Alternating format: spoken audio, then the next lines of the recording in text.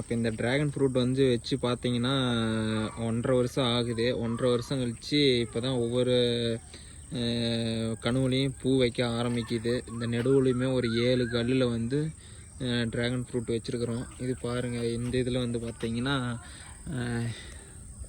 இந்த இதில் பூ வைக்குது.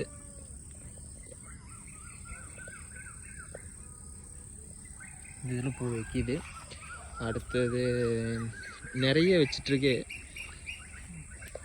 இந்த இதில் ஒன்றும் எதுவும் வைக்கல.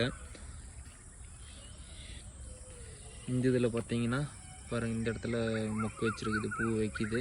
ஆனால் இந்த மாதிரி எறும்பு தொல்லையெல்லாம் அதிகம் இருக்குது. அதுக்கு என்ன பண்ணணும்னா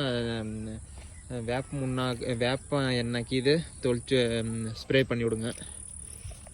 அடுத்து இதில் பாருங்களேன், இந்த இதில் இது கொஞ்சம் பெரிய பூவாகவே இப்போ தான் விடுது.